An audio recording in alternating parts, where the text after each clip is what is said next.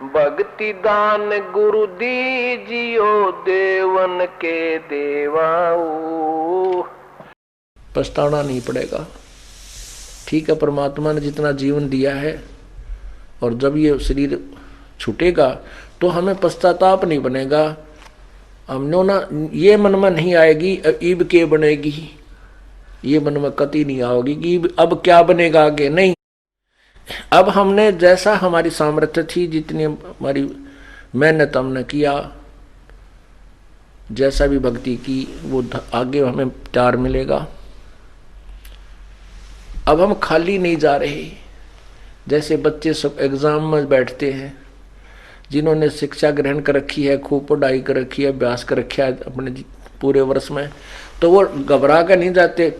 उसमें थोड़ी सी घबराहट होती है, ज़्यादा नहीं। और जो किसी ने किताबें उठा के ना देखी, कभी पढ़े ही नहीं, तो फिर वो जाते हैं, उनको पता होता है कि ये बूंदी बनेगी, के लिख का आऊँगा, कुछ याद है को नहीं। और वो घबराहट में कुछ थोड़ा बहुत याद है वो भी भूल जाते हैं, फिर तो वो फेल हो जाते हैं। ऐसे ही जब हम यहाँ संसार छोड़कर चलेंगे, क्योंकि हमने परमात्मा की जैसी सामर्थ्य अनुसार अपनी भक्ति दान धर्म किया हुआ है, तो हमने चिंता नहीं बनेगी, निर्भय होकर जाएंगे। और आगे परमात्मा आपको खड़े मिलेंगे, क्योंकि हम धनी के हो गए। हमने आगे स्थान बना लिया। शरीर छोड़ने से पहले हमारा आगे स्थान बन गया। कहाँ बन गया? हमारा गुरुजी हो गए। और गुरुजी संत जो होते हैं वो परमात्मा के नुमाइंदे होते हैं और अपने उस घर में ले जाते हैं जहाँ से वो आए होते हैं। तो आप जब यहाँ से चलोगे, परमात्मा आपको सामने खड़ा मिलेगा, आपका ठिकाना हो गया।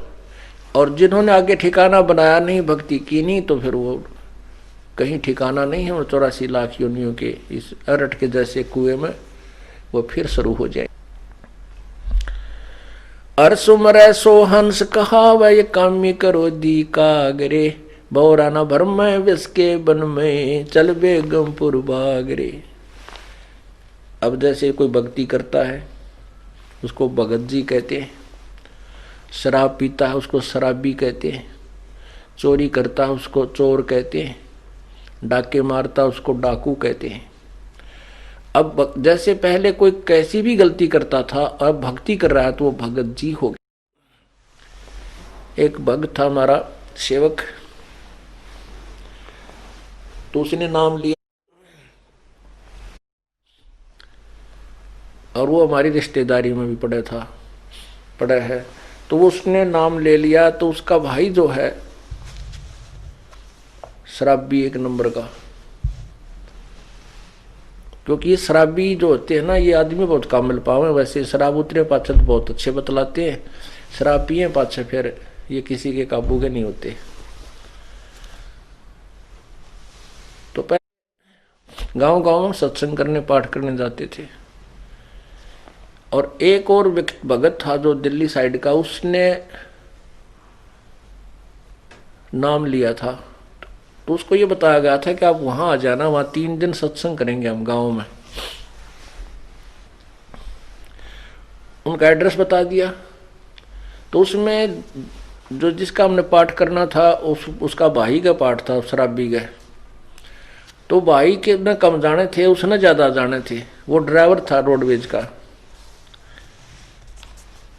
वो हमारी रिश्तेदारी में पड़ा है, उसका भीम नाम।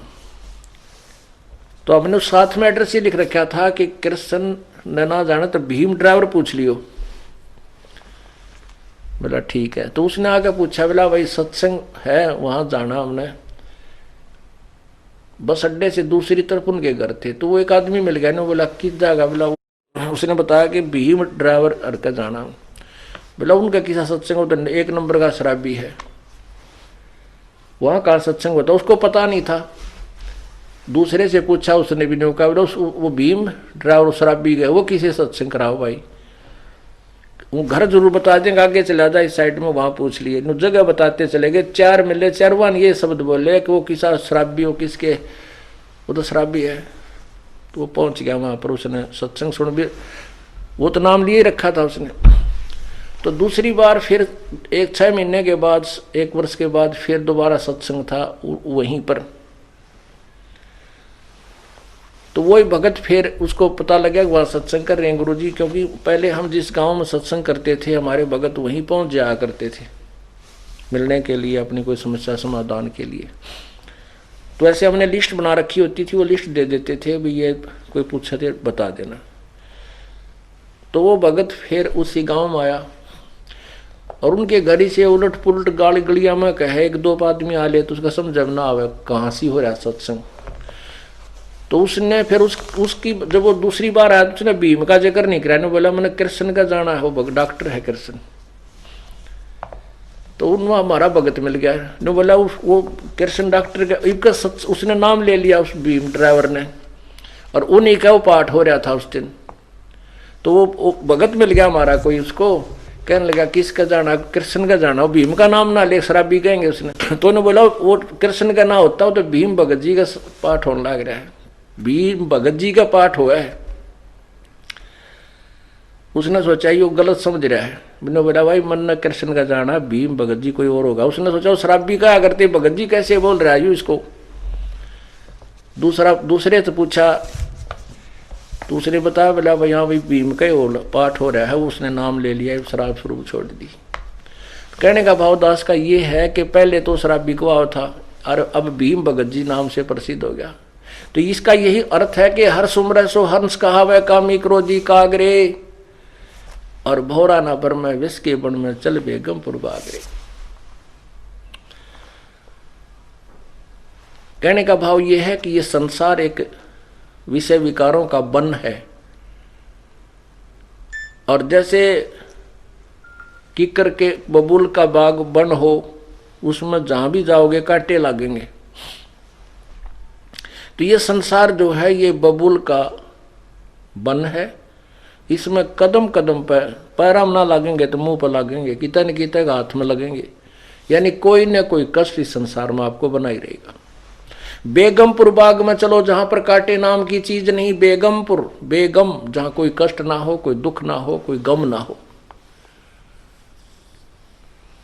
अब ये जैसे ये जो शब्द इस दास ने सुनाया है, ये एक नित्यानंद जी संत हुए हैं, उनका उनकी इसमें छाप लगी है। वैसे ये यही शब्द कबीर परमात्मा की शब्दावली में भी है, उसमें 2 लाइन और एक्स्ट्रा हैं।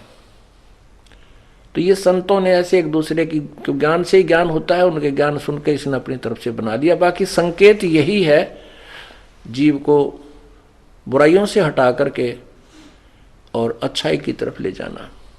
अब जिसको जितना ज्ञान है वो वहीं तक बोल सकता है। नित्यानंद जी के गुरुदेव जो है गुमानी दास जी विष्णु उपासक थे। अब इन संतों ने भक्तों ने स्वर्ग को ही बेगमपुर मान रखा है, लेकिन स्वर्ग जितना दुख की तभी को नहीं, क्योंकि हम सुख मान रहे हैं इस गोटी सूटी लाड़ने, डांस डूंस देखने, अच्छे फल आहार खाने को, इसी को सुख मान रहे। और वो स्वर्ग में अपने ही पैसों से, अपने ही धन से खूब प्राप्त है, वहां पर पर्याप्त भी है और प्राप्त भी है। कहने का भाव यह है कि हमने वो इसने जो महापुरुष ने नित्यानंद जी को जो ज्ञान था, इसने स्वर्ग तक के ही जाने के लिए प्रेरणा दी है।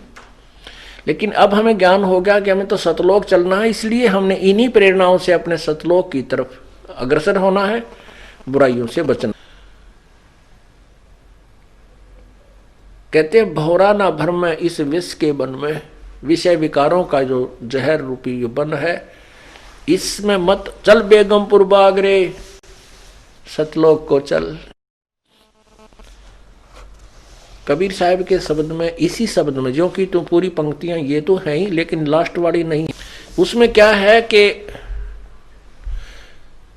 मान ले तू जाग भी गया, ये जागना नहीं है कि सुबह उठा और हुक्का भर के पीन लग गया और गुड़ गुड़ करने लग गया। कहते ऊठ सवेरे भरात्मा खू के जाग्या निर्भागरे, राम सुमरा ना कोई सुख सुक्रम की ना फूटे तेरे भागरे। अब सोचता उठते हो कब्र का बैठ गया, बता के जाग गया तू, इस तरह छपड़ा रहे तो ठीक सही, एक पाप और शुरू कर दिया। उक्के में कितना पाप है। सो नारी जारी करे सुरापान 100 बार, एक चलम हुक्का भरे वो डूबे काली धार। एक हुक्का का मीन तम्बाकू से है। तम्बाकू चाहे सिगरेट में पीवो, चाहे बीड़ी में, चाहे हुक्के में, चाहे सूंघ लो या खावे, सारा ही दोष है। एक भक्त दुकान कर रखी थी एक ने, और वो एक भक्त जो है सिगरेट पीता जा, बूढ़ा आदमी, नाम लिया था उसने, 1 से 1 वर्ष हो गया था। और दूसरे भगत का लड़का बोला ताऊ तू सिगरेट पीवे, गुरुजी ने मना कर रखा, भाई तेरा तो नाम टूट गया। ने बोला ना बेटा, नो के नाम टूटा है। बोला गुरुजी ने ओका पीन तो मना कर रखा, सिगरेट थोड़े नटे थे।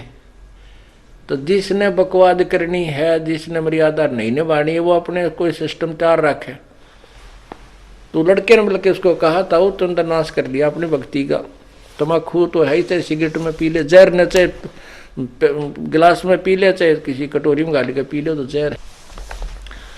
तो क्या बताते हैं, कहते हैं पर द्वारा स्त्री का खुले, 70 जन्म अंधा हो डोले।